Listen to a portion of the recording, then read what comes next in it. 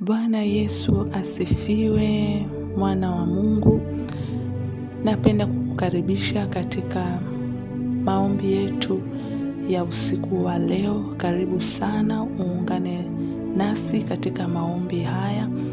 Mimi kwa majina ninaitwa Pastor Nancy Kajitueli kutoka Might Faith Church ambayo tunapatikana Mnazi Mmoja, Ushirika Tower, floor ya meza 9.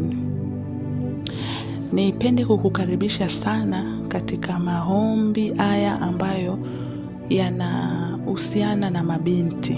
Kwa leo tutaanza na maombi ya wasichana ambayo tutadili na mambo ya mahusiano kwa upande wa mahusiano.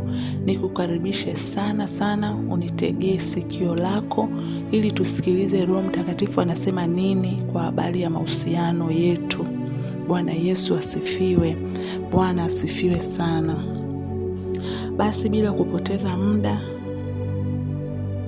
kama tulivyoona kwenye matangazo yetu, tumesema kwamba tutashughulika na vitu ambavyo vimesababisha mioyo yetu, maisha yetu yamekuwa ni ya kulia sana kwa habari ya mahusiano, na ndipo Mungu ametuletea neno la faraja, neno la uzima ambalo linasema kwamba sitalia tena kwa sababu ya mahusiano.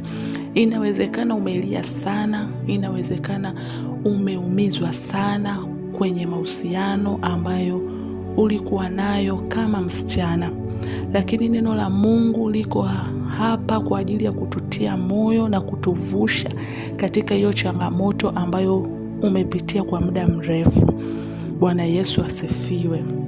Ukisoma na mimi katika Zakaria 13 mstari wa 6, neno la Mungu linasema, Zakaria 13 mstari wa 6, neno la Mungu linasema, na mtu atamwambia, je, jeraha hizi ulizo nazo kati ya mikono yako ni nini? Naye atajibu, ni jeraha zilizotiwa katika nyumba ya rafiki zangu.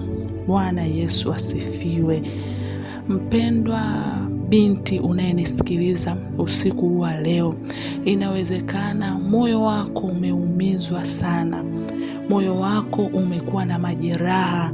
Moyo wako umebeba watu ambao ni watu waliokuumiza kwa habari ya mahusiano. Moyo wako hauwezi tena kupokea kuingia kwenye mahusiano mengine ambayo inawezekana yanaweza yakawa ni mahusiano sahihi, lakini kwa sababu umepita katika changamoto zilizoutesa na kuumiza moyo wako, umeogopa hata kuingia tena kwenye mahusiano. Lakini neno la Mungu linatuambia, na mtu atamwambia, je, jeraha hizi ulizo nazo kati ya mikono yako ni nini? Hapa tunaona mtu ambaye alipata majeraha, lakini jeraha alilolipata ni katika nyumba ya rafiki zake. Kwa hiyo inawezekana kabisa umewahi kuwa na mahusiano, na katika hayo mahusiano yakapelekea mwisho mbaya, na huo mwisho mbaya umepelekea wewe kuto kusogea mbele, kuto kwenda mbele kwa habari ya mahusiano. Umebaki hapo ulipo, hutamani tena mahusiano, hutamani tena kumuomba Mungu kwa habari ya kuwa na mahusiano. Hata ukisikia watu wanaongea kwa habari ya mahusiano, unaona ni vitu vinakupotezea muda, kwa sababu inawezekana amekuja mwanaume wa kwanza akakuumiza, amekuja wa pili akakuumiza, wa tatu na wa nne wote wakakuumiza, na ukabaki na majeraha makubwa ndani yako. Neno la Mungu liko hapa kutusaidia na kututoa katika hiyo changamoto ambayo umeipitia kwa muda mrefu kama msichana, na imekupelekea kuumia na kuchukia kuwa na mahusiano ambayo yatakupelekea katika utukufu wa ndoa yako. Bwana Yesu asifiwe. Lakini neno la Mungu linatuambia katika Isaya 34:16, tafuteni katika kitabu cha Bwana mkasome, hapana katika hao wote atakayekosa kuwapo, hapana mmoja atakayemkosa mwenzake, kwa maana kinywa changu kimeamuru na roho yake imewakusanya.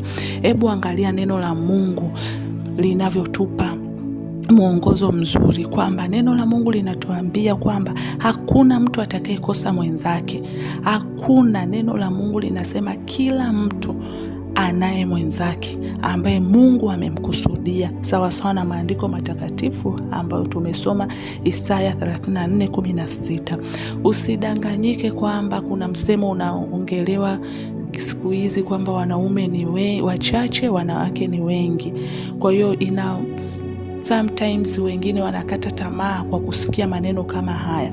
Mimi nikutie moyo kama mtu uliyeokoka, mtu unayemtegemea Mungu. Sisi tunaishi katika mifumo ya kiroho, na kama tunaishi katika mifumo ya kiroho, kitu kinachotuongoza na kinachotupeleka tufikie katika hatima za maisha yetu ni neno la Mungu. Mpendwa, kama neno la Mungu limeshatuthibitishia kwamba hapana, ni Mungu mwenyewe amezungumza, hapana mtu atakayekosa mwenzake, kwamba kisikuumize wangapi wamekuumiza, kisikuumize wangapi wamekufikisha hapo ulipo. Wewe unachotakiwa kuangalia neno la Mungu linasemaje kuhusiana na hatima ya maisha yako kwa habari ya mahusiano. Lakini kuna vitu ambavyo vinapelekea sisi kama wasichana, kama mabinti, tuingie katika mifumo ya kuumizwa. Tuangalie jambo moja. Kwa mfano, wewe ni mtu ambaye umeokoka, lakini katika kuokoka kwako, kwa sababu ya kukata tamaa na kuona umri umeenda au wenzako wanaolewa, wewe bado hujapata hiyo nafasi, kinakuumiza. Unaona ni mradi tu uwe na mtu wa aina yoyote ambaye sio sample ya kwako wewe. Bwana Yesu asifiwe. Bwana Yesu asifiwe sana. Wewe umeokoka, lakini mtu ambaye unaingia naye kwenye mahusiano ni mtu ambaye hajaokoka, haijui kweli ya Mungu, nuru haiko ndani yake. Sasa unapoingia naye kwenye mahusiano, binti unayenisikiliza, inakuja kukupelekea ugumu, kwa sababu tabia na vitu ambavyo wewe unavyo kama Kristo na mtu unayemfuata Mungu, una misimamo yako, umeshajiwekea kwamba dhambi sitaki kufanya uasherati kabla ya ndoa. Lakini unapelekea unaingia kwenye mahusiano na mtu ambaye siye wa nuru kama wewe, mwenye tabia kama zako za kiroho. Ukija kuingia naye kwenye mahusiano, huyu mtu ni lazima mtatofautiana, na mwisho wa siku itaishia kukuumiza tu, kwa sababu mtu ambaye hamjui Kristo, hajaokoka. Maisha ya vijana wengi wanaamini kwamba sex ni kufanya seksi kabla ya ndoa, haina shida. Na wewe binti uliokoka unasema seksi mimi sitaki mpaka ndoa, na una uhusiano na huyu mtu. Jua mwisho wa siku, hata kama umempenda, mwisho wake utakuja kuwa mbaya, mtaumizana, kwa sababu yeye kiukweli hawezi kukuelewa. Hawezi kukuelewa. Kwa nini? Ni kwa sababu unapomwambia kwamba mimi siwezi kufanya seksi, mimi siwezi kufanya romance, sijui kukisi, kufanya vile vitu ambavyo watu vijana wengi ndivyo wanavyoviamini vinaendelea kufanyika. Unapoenda kumwambia kitu kama hicho mtu ambaye haijui kweli ya Mungu, ni kama unapoteza muda, kwa sababu yeye bado yuko gizani, hajui kama hicho kitu ni dhambi au hakiruhusiwi. Unapoenda kumchanganyia hizo story na hizo habari, hawezi kukuelewa. Bwana Yesu asifiwe. Ndipo inapopelekea mabinti wengi tunadondokea katika dhambi, na baada ya hapo unapata mimba au unaendelea kufanya naye seksi. Mwisho wa siku anakuja kukuumiza. Kwanza umemwasi Mungu wako, pili anakuacha na anaoa mwingine ambaye hata hajawahi kutembea naye. Kwa hiyo kitu kinachopelekea sisi wasichana tuingie kwenye majonzi na maumivu ya moyo kwa habari ya mahusiano ni kwa sababu tunachagua watu ambao sio sahihi. Naomba unisikilize kwa makini ili upate kunielewa kwamba unaingia kwenye machaguzi ambayo sio sahihi. Nadhani hii inasababisha kuto kumshirikisha pia Roho Mtakatifu kwa habari ya mahusiano yako, kwamba wewe amekuja kijana hajaokoka, wewe unajua kabisa huyu mtu hajaokoka, hayupo kwenye ule mstari wangu. Huwezi kusema unaendelea kuwa naye na wakati wewe unajua huyu kijana hajaokoka. Ni lazima mtapotezeana muda au mtaingia kwenye vitu ambavyo vitakufanya wewe ujichafue na umchukize Mungu wako, na mwisho wa siku inakupelekea kwenye maumivu na mateso ambayo wewe kama binti yanakuumiza. Ukifanya kwa kijana wa kwanza, utafanya kwa kijana wa pili, utafanya tena kwa kijana wa tatu na wa nne, wengine mpaka 10 wanapataga watu wa design hiyo tu. Na wakishapata watu wa design hiyo, inawapelekea kuja kuumia kwenye mioyo yao, kwa sababu watatembea nao, watafanya vitu viovu nao, baadaye mwisho wa siku wale vijana wanawaacha. Bwana Yesu asifiwe. Kwa hiyo kitu ambacho kinatupelekea sisi kama wasichana kuumia mioyo, kuumizwa mioyo kwa habari ya mahusiano. Umelia kwa muda mrefu, umeumia kwa muda mrefu kwa habari ya mahusiano. Nipo hapa kukuambia, tengeneza katika uchaguzi wako. Unajijua wewe umeokoka, ni mwana wa nuruni. Hakikisha kusudi lako la kutaka mume anayetakiwa kuja kukuoa ili muendane katika kipindi hiko cha mahusiano, ni lazima upate mtu ambaye atafanana na wewe. Bwana Yesu asifiwe. Kwa hiyo katika kuchagua ni lazima umshirikishe sana Roho Mtakatifu akuongoze ni kwa namna gani uweze kuwa na mahusiano ambayo ni sahihi. Bwana Yesu asifiwe sana. Bwana Yesu asifiwe sana. Kwa hiyo kitu hiko ndicho kinachosababisha wanawake wa mabinti wengi wanaingia kwenye mahusiano ambayo analeta majuto na maumivu. Anaenda akiwa na furaha, anarudi akiwa analia. Ni kwa sababu wameingia sehemu ambayo sio sahihi. Kwa hiyo mimi nikusii binti unayenisikiliza sahihi kokote uliko, ili usilie, ili usiumie, ili usipite kwenye maumivu kwenye moyo kwenye habari ya mahusiano, ni lazima umshirikishe sana Roho Mtakatifu na akusaidie kupata mtu utakayekuwa unafanana naye. Bwana Yesu asifiwe. Bwana asifiwe sana. Lakini vitu vingine ni shetani anatukwepesha na vile vitu ambavyo tumekusudiwa kuwa navyo. Bwana Yesu asifiwe. Inawezekana uko shuleni, uko shule, uko kazini. Tukiangalia katika Danieli walikuwa ni wanafunzi. Ukisoma ile Danieli ya kwanza sura ya kwanza mstari wa kwanza na kuendelea, tunaona Danieli na wenzake hawakutaka kujitia unajisi kwa chakula cha mfalme. Inawezekana wewe ni binti, uko kazini, uko shuleni. Kuna ile namna ambavyo unakuwa shuleni, mwalimu amekukamata somo, kama wewe ni mwanachuo, amekukamata na somo lake, lakini mwalimu hataki kukuchomoa kwenye lile somo, ni mpaka ufanye naye ngono. Kwa hiyo inapelekea wewe kama binti inatakiwa uchole mstari. Kama utafukuzwa chuo, ni heri ufukuzwe chuo. Kama utafukuzwa kazi kwa habari ya kulala na bosi eti ili maisha yako yaendelee, na mwisho wa siku anakuumiza na kuachia yamkini magonjwa, na kuachia yamkini vitu visivyofaa. Kwa hiyo ili usiumie moyo, sisi kama mabinti tunatakiwa tuamue kuchola mstari kwamba maisha ya hivi mimi sitaishi. Bwana Yesu asifiwe. Tunaona Danieli na wenzake haikuwa rahisi kwao kwenda kukataa chakula cha mfalme. Chakula cha mfalme tunaamini ni chakula kilikuwa kizuri, ambacho wewe angalia chakula chochote ambacho unaamini ni kizuri, ndio hao wanafunzi Danieli na wenzake walikataa.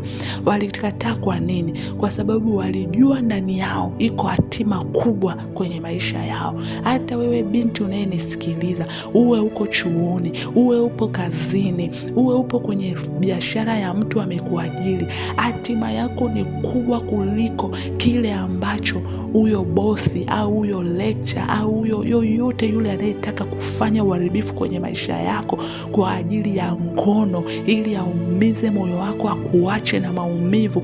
Hicho kitu ni kikubwa sana ulicho nacho ndani.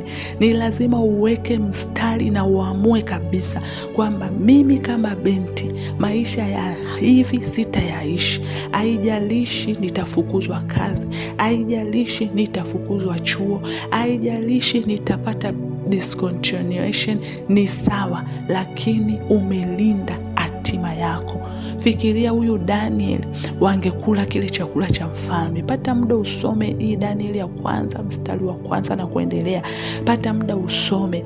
Daniel walipokataa kula kile chakula, wao ndo walikuwa walinawili kwanza kuliko wenzao, maana wao walikula mtama na maji. Kwa maisha ya sasa hivi tuje tuelezee, unakula kile chakula, tafuta chakula kile cha chini kabisa, mwana wa Mungu, ambacho wewe unakijua, umekikataa. Uko zako chuo, wenzako wanakula vitu vizuri, wanatoka, wananunuliwa simu nzuri, wanapangishiwa nyumba nzuri, na wengine wanafikia mpaka hatua wanapewa magari, lakini wewe unahangaika na ile pesa ya baba yako na mama yako anayokupa, unapambana nayo, sometimes unakosa kabisa hata pesa ya kula. Lakini neno la Mungu linatusisitiza kwamba tusijitie unajisi kwenye mahusiano na ambayo yatapelekea wewe kuumia. Bwana Yesu asifiwe. Bwana Yesu asifiwe sana. Kwa hiyo hakikisha kwamba uko kazini na bosi anakwambia una changamoto ya kazi, maisha yamekuwa ni magumu kwa namna ambavyo kila kitu kinahitaji pesa, lakini hiyo isiwe sababu ya wewe kujitia unajisi na kutembea na mabosi au kutembea na watu wenye pesa ili uweze kuishi standard fulani ya maisha. Hichi kitu kitakuja kukugharimu. Mwanzoni utaona ni nzuri, mwanzoni utaona raha, kwa sababu utapata vitu vizuri, kwa sababu utapata mambo mazuri, lakini baada ya hapo mwisho wake huwa ni mbaya. Utarudi ukiwa unalia, utarudi ukiwa na maumivu. Ndicho hicho ninachokuambia kwamba neno la Mungu limetuambia kwamba usiku wa leo, mwana wa Mungu, hautalia tena kwa sababu ya mahusiano. Niko hapa kukutangazia hii habari kwamba hautalia tena kwa sababu ya mahusiano. Hivyo kitu unachopaswa kukifanya, mpendwa, ni kuacha yale maisha ambayo yatakupelekea wewe kuingia kwenye uharibifu. Bwana Yesu asifiwe.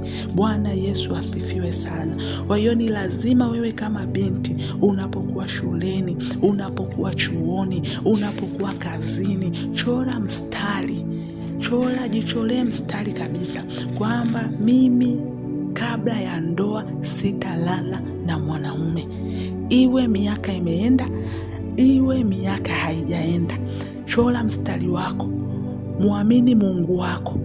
Kama umeamua kumfuata Mungu, atakuletea watu walio sahihi, wanaoendana na wewe.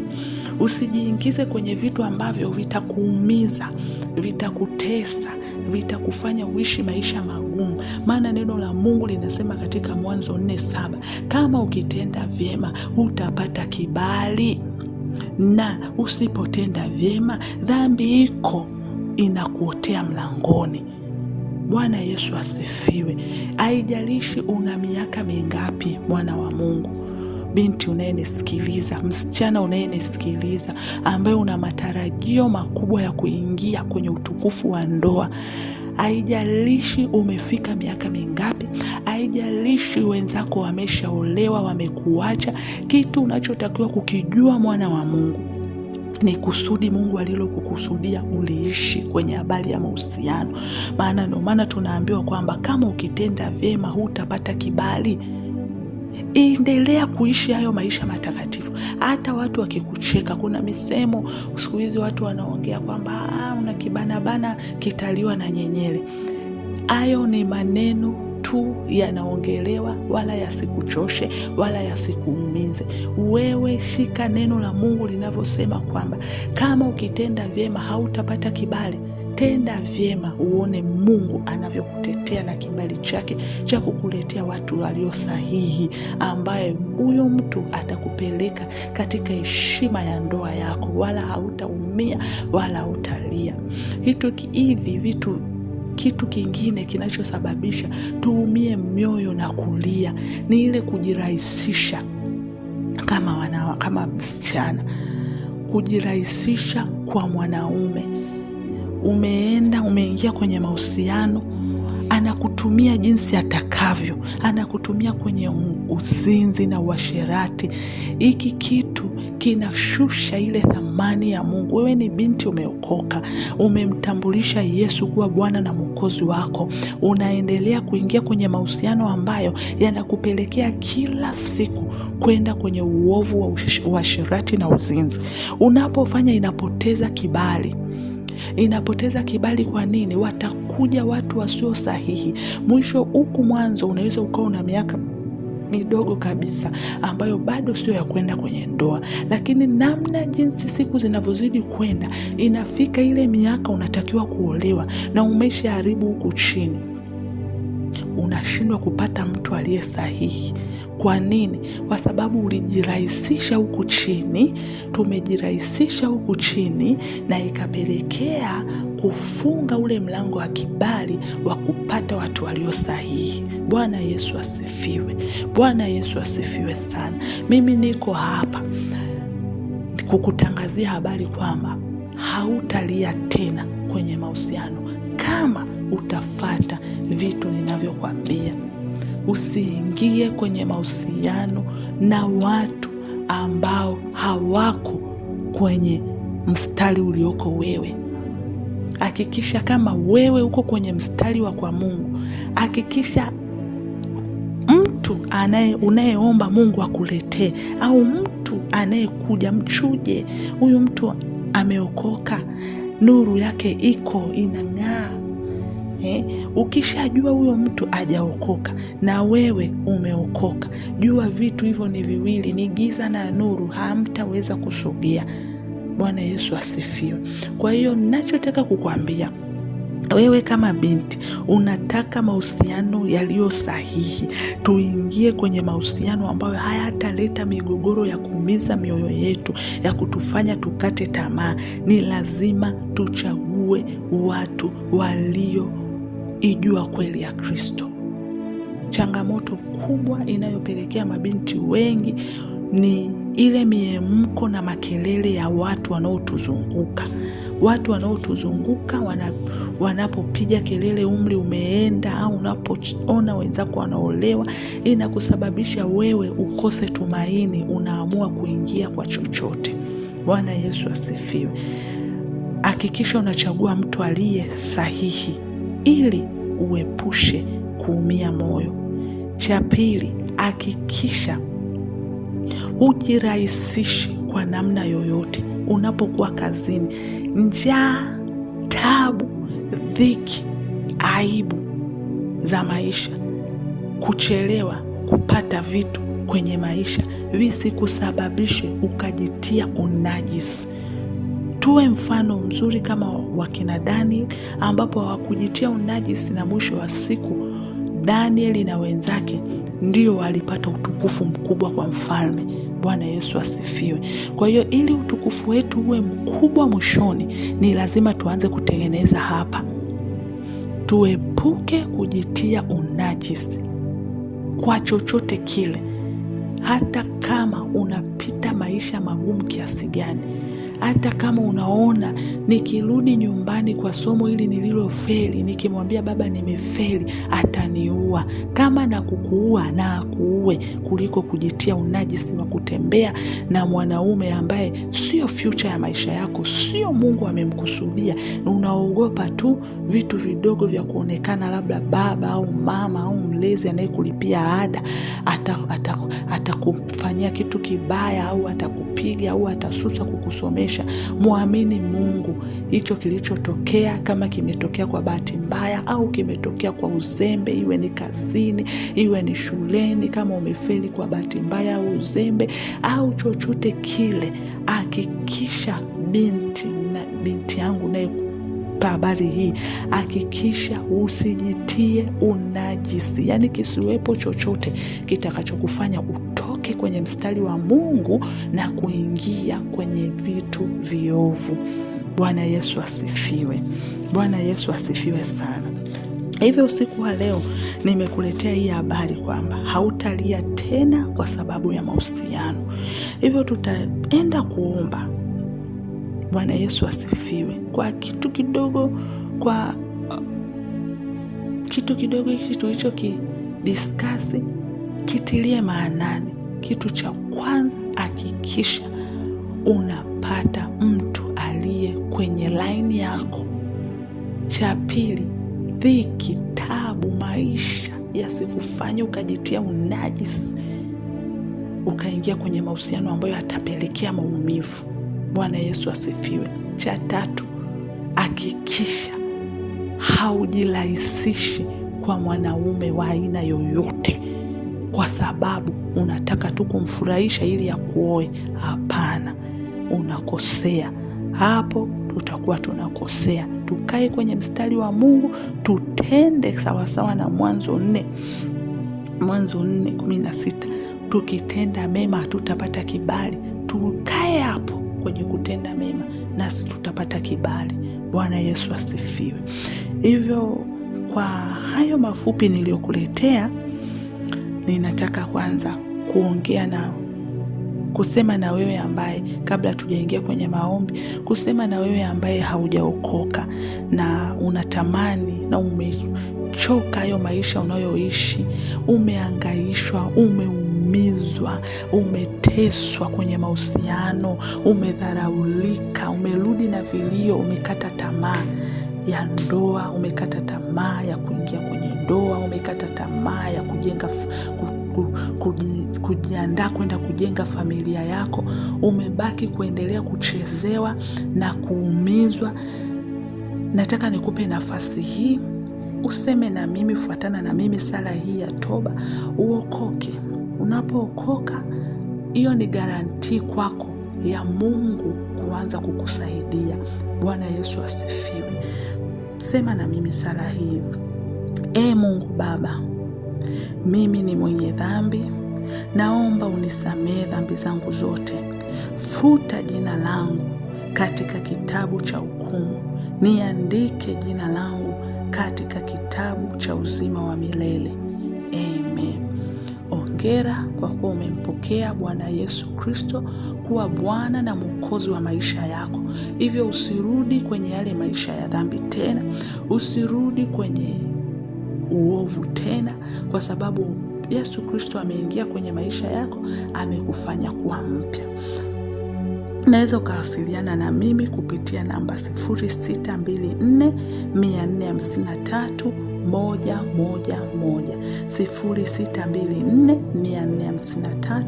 0624453111, au kwenye namba zinazopita hapo kwenye skrini yetu. Chukua namba hizo. Kama umeokoka leo, wasiliana na sisi, nasi tutakupa mwongozo mzuri kwa ajili ya kuendelea kukulia wokovu. Basi twende mbele za Mungu kwa ajili ya maombi. Nilitaka tuanze na watu ambao hawajaokoka, ili tunapoenda mbele za Mungu wote tupokee ule msaada wa Mungu. Bwana Yesu asifiwe. Bwana Yesu asifiwe sana. Basi twende mbele za Mungu kwanza kwa toba. Kitu kitakachotufungulia msaada mkubwa utakaotufungulia sisi mlango wa mafanikio kwenye mahusiano ni toba. Kwa sababu gani nakwambia ni toba? Inawezekana uliufungulia mwenyewe huo mlango, au vitu vingine vilifungulia huo mlango wa wewe kuishi maisha ya kuumizwa na kulia. Kwa hiyo ni lazima tuende kwa toba, tumuombe Mungu aturehemu, ili tunapoingia kuomba tuwe na access ya kuweza kupata yale mahitaji ambayo tunatakiwa kuyapata. Bwana Yesu asifiwe sana. Basi nyosha mikono yako juu, tuingie kwenye toba. Sema, Mungu Baba, ninakuja mbele zako, mimi ni mwenye dhambi, ninasogea kwa toba mbele zako. Nimekutenda dhambi, nimekutenda uovu, nimefanya dhambi mbele zako. Maana neno lako linasema tukiziungama dhambi zetu, wewe ni mwaminifu na wa haki, hata unatusamehe na kutusafisha udhalimu wote. Mungu wangu, Mungu wa huruma, Mungu wa rehema, nasogea mbele zako, ninaomba rehema, ninaomba toba. Nimepita kwenye kuumizwa, nimepita kwenye maumivu, nimepita kwenye mateso ya mahusiano. Inawezekana Bwana ni mimi mwenyewe nimeufungulia wa mlango. Bwana unirehemu, Bwana unisamehe, Bwana unitakase, nioshe kwa damu yako, nioshe kwa damu yako. Unirehemu Bwana, unirehemu Mfalme. Yekoramashaya, yekoriamasaya, yekoriamosika, yeramasia brada na mahaya, jegodorobosia lamanda. Bwana unirehemu, Bwana unisamehe. Maana umesema kwenye neno lako, dhambi zetu zijapokuwa nyekundu kama damu, wewe unazisafisha zinakuwa nyeupe kama theluji. Mungu wangu, unirehemu Bwana. Mahali nilipofungulia mlango wa uovu Baba, ukapelekea maumivu, ukapelekea vilio, ukapelekea machungu na majuto kwa habari ya mahusiano, Mungu nirehemu. Mahali nilipokukosea, mahali nilipoingia kwenye mambo ya uovu, yakafungulia mlango ya kuumizwa kwenye mahusiano, Mungu usiku wa leo ninanyenyekea mbele zako. Naomba Baba unisamehe, naomba Baba unitakase. Ile damu iliyomwagika msalabani ikafute huo uovu. Yekorama sekederaboya, yena mashia ramando robosika, yekeria Mosaya rika santoromo shika. Baba unirehemu, Mungu wa miungu, unirehemu, Mungu mwenye huruma. Oradabasika ya ramosha, katika jina la Yesu. Asante Mungu kwa kunirehemu, asante Mungu kwa kunisamehe. Na huu ndio ujasiri nilio nao wa kuingia patakatifu kwa damu ya Yesu, katika jina la Yesu Kristo wa Nazareti uliye hai. Amen. Amina. Mungu amesha turehemu mahali ambapo tulifungulia huo mlango, na saa hii sasa tunaenda kuomba. Tunaenda kuomba ombi letu na kutajia ombi, na wewe ingia uombe ili ombi. Tunayo maombi 4 tu, tutaomba nasi tutauona mkono wa Mungu sana atakavyotusaidia kama binti, kama wasichana. Bwana Yesu asifiwe. Hautakosea tena, hautalia tena, hautaumizwa tena, hautadondokea tena kwenye mikono ya uharibifu. Bwana Yesu asifiwe. Ya karaboshi ya brana na masika ya rabosi ya brana na mahaya ye roboshi andara masika. Ombi letu la kwanza linasema tunaenda kuangamiza kabisa kila mapepo, kila pepo anayesababisha uingie kwenye yanayosababisha uingie kwenye mahusiano yanayopelekea uishie kwenye maumivu, majuto na mateso. Bwana Yesu asifiwe. Unakuta kuna mwingine kila unapoingia kwenye mahusiano mwisho wake ni majuto, mwisho wake ni maumivu na vilio. Neno la Mungu limetuambia leo kwamba hatutalia tena, binti yangu, hutalia tena. tena. Unayenisikiliza na kuhakikishia hautalia tena. Hivyo tunaenda kuliomba hili ombi. Nenda na mimi.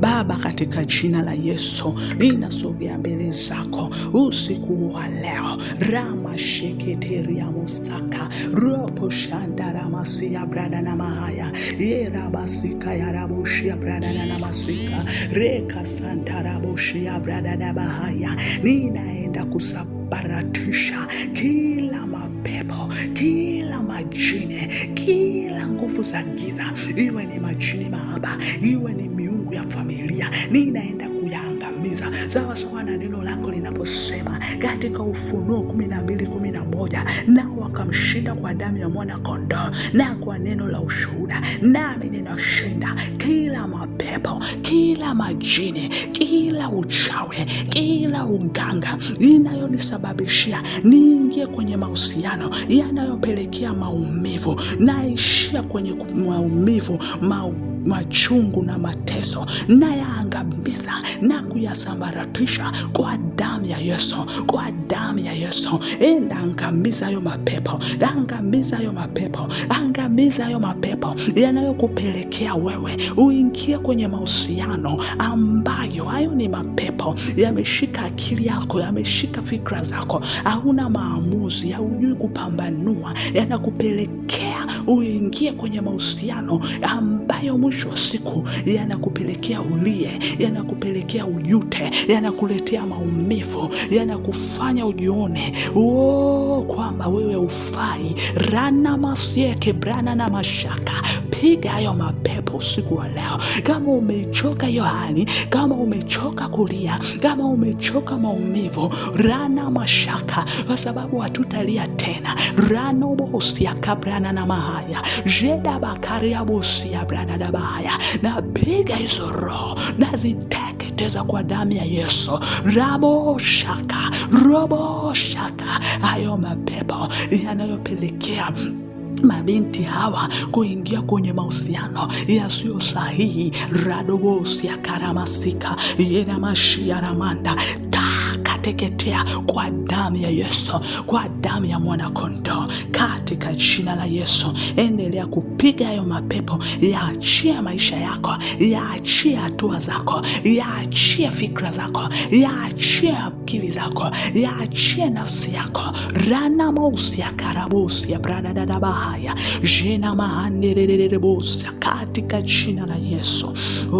Sharana maseka. Ombi la pili, tunaenda kuangamiza kila mapepo yanayo kuingiza kwenye mahusiano yatakayoishia katika kufanya dhambi yako. Yale mapepo, hebu fikiria Danieli ambavyo alikataa kula chakula cha mfalme kwa sababu alijua ndani yake atajitia unajisi. Brena masia ramandera rabasaya ria mashanta la makari ya bosia brana na mahaya raboshi ya brada dabaya.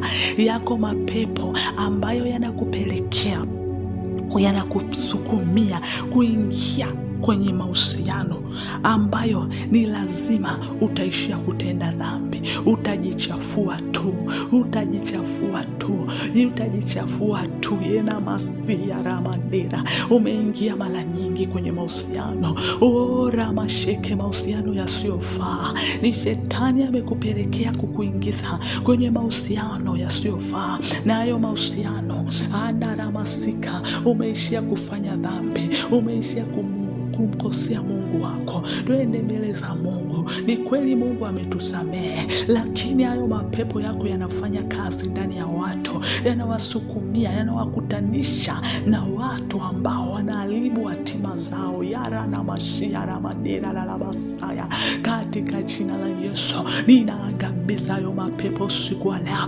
Ninayateketeza kwa moto, kwa damu ya Yesu, kwa damu ya Yesu, kwa damu ya Yesu. Ninayasambaratisha, ninayateketeza, ninayaangamiza hayo mapepo yanayonipelekea kuniongoza kuingia kwenye mahusiano mabaya, kwenye mahusiano ambayo yanapelekea na namfanyia unajisi na namkosea Mungu wangu, najichafua. Aradabasi aramande robo shantarama koria musika, katika jina la Yesu. Endelea kupiga hayo mapepo, endelea kuyaangamiza hayo mapepo yanayokuvizia, yanayokuletea watu wasio sahihi, watu ambao wanakuingiza kwenye uovu.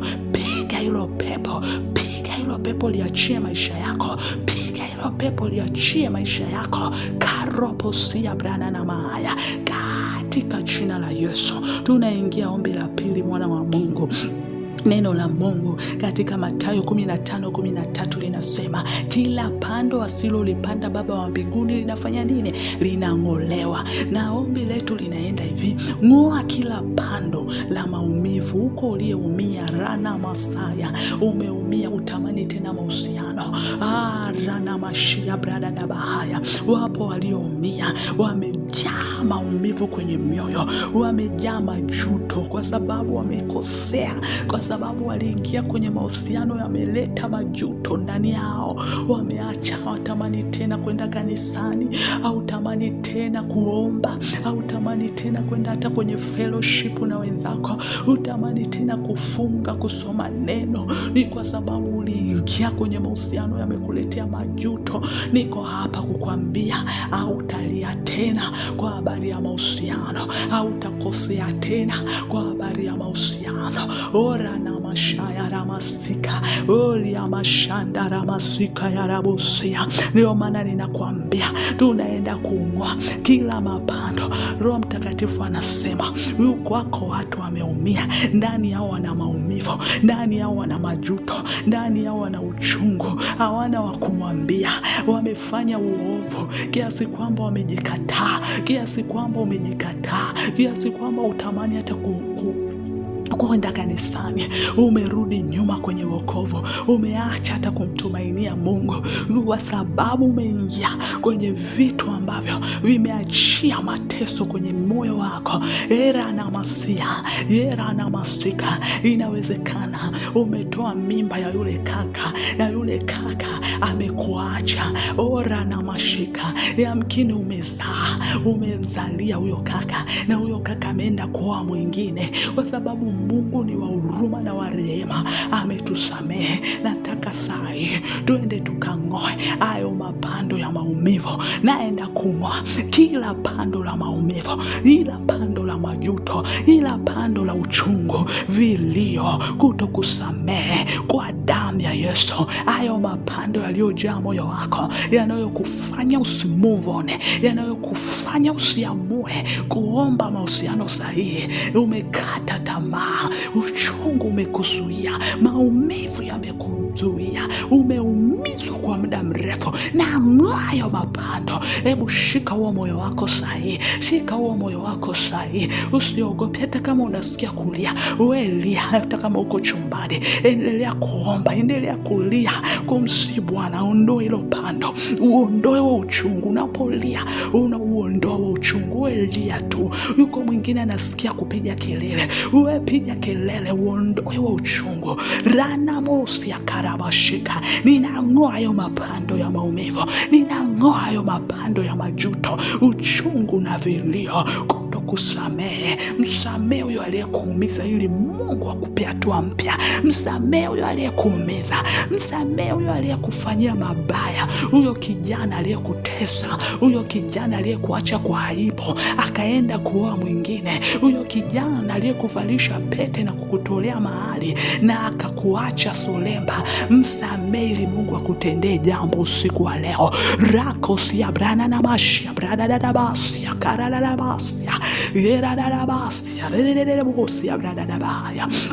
Inang'oa hayo mapando ya maumivu na vilio ndani ya mabinti hawa, ndani ya mabinti hawa. Ninang'oa hayo mapando, ninang'oa hayo mapando ya machungu. Rena bosi ya ramanira, jena na masika ya rabosha, katika jina la Yesu. Endelea kung'oa hayo mapando, hata ukiwa peke yako, hata ukimaliza haya maombi, endelea kung'oa hayo mapando ya maumivu, ya majuto. Hata kama ulikosea, hata kama ulitoa mimba, hata kama ulivalishwa pete na ukaachwa, endelea kung'oa hayo mapando kutesa ndani ya moyo, naendelea kuachilia msamaha kwa yule aliyekuumiza. Ninakuhakikishia hutalia tena baada ya maombi haya. Ninakutamkia hautaumia tena, ramosi ya brana na masika. Hautakosea tena, njia zako hazitakosewa tena. Kuanzia sasa akili yako imefunguliwa na utaomba watu wa Mungu watakuletea walio sahihi tu. Hautaletewa walio watakao kuumiza tena. Usijichukie wala usijikatie tamaa katika jina la Yesu. Ombi letu la mwisho, tunaenda kumsihi sasa Mungu atuletee watu sahihi. Reda baushanta, kama Isaya inavyotuambia 34:16 kwamba hapana kati ya hao wote atakayekosa kuwapo, hapana mmoja atakayemkosa mwenzake. Twende sasa, kwa sababu neno la Mungu limetuhakikishia katika Isaya 34:16 hakuna Mungu anavyotuona. Usiende kidunia, usiende kidunia. Watu wa rohoni tunatembea rohoni. Usiende namna ya dunia hii inavyoenda, kwamba wanasema wanaume ni wengi, wanawake ni wachache. Usiende kwa namna hiyo. Wewe nenda kwa namna ambayo neno la Mungu linakupa ahadi zake, na ahadi zake kwamba linasema hakuna mtu atakayekosa mwenzake. Twende sasa tumsihi Mungu kuanzia sasa, tupate watu wetu sahihi. Mungu malaika, Mungu akatuletee watu sahihi. Rama sheketeria musika era na masika raboshi ya brada da bahaya. Bwana ninakusina kukuomba, tuletee waletewa binti hawa watu wao sahihi uliowakusudia tangu misingi ya dunia hii kuumbwa. Mungu, kokote waliko, tunatuma wale malaika, ninatuma wale malaika waende wakawakutanishe na watu wao sahihi. Tazama, Rebeka alikutwa tu kisimani, ni kwa sababu malaika alitangulia mbele kwenda kumtafuta Rebeka. Na sisi sahihi usiku wa leo, yule malaika aliyemsaidia Rebeka, rana masia rabanda, aende sahihi akatutafutie, akatuletee, akatukutanishe na watu wetu sahihi, ili tusikosee tena, tuingie kwenye utukufu mkubwa wa ndoa za heshima. Karabosi ya brada da bahaya. Endelea kumwomba Mungu unapopata muda katika haya maombi manne. Endelea kusikiliza, endelea kuomba, na Mungu atakuonekania sana. Ubarikiwe sana, na yote tuliyoomba yamekuwa ya kwetu katika jina la Yesu Kristo. Nikutakie usiku wenye baraka na usiku wenye nguvu. Tukutane tena Ijumaa ijayo wakati na majira kama haya. Endelea kumkaribisha mwenzako, endelea kushare na wenzako habari hizi njema, na Mungu atakuonekania. Karamusia brana na masika, ninakuachilia mikononi mwa Mungu usiku wa leo. Mungu akakulinde na kukuepusha na mabaya yote. Amani